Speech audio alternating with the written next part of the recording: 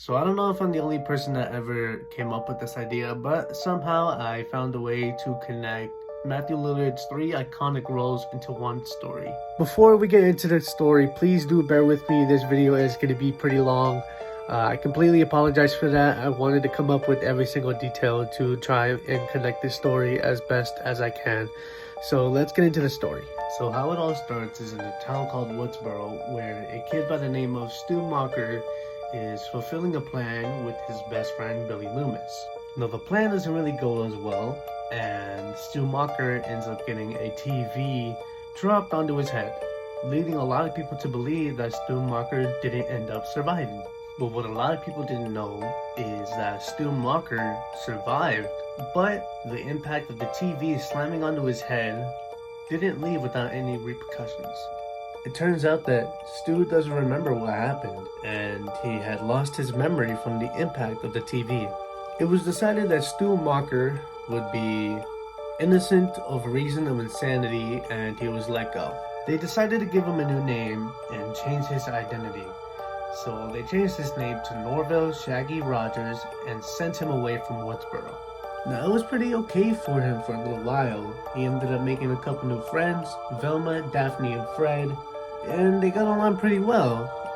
But eventually Norville started to realize some things about himself. Norville felt like there was something missing. He couldn't really put his finger on it, but he knew that there was something wrong. He just couldn't remember what it was. His friends suggested that he'd go talk to a therapist, and he thought it was a good idea, so he did.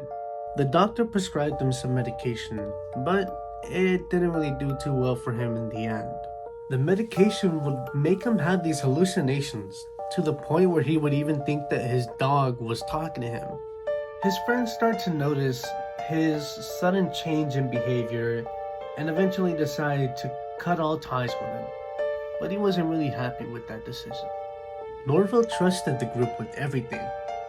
He opened up to them, told them every little secret about him that he remembered, just to have them turn their backs on him when he needed them the most.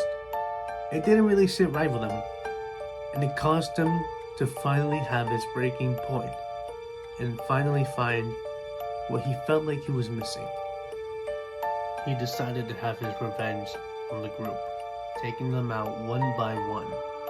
Then he started to think he's gonna get caught eventually, so he decided to skip town and change his name once again. Eventually, a new family restaurant would be open under the name Freddy Fazbear's Pizza, and the creators are known as Henry, Emily, and William Afton.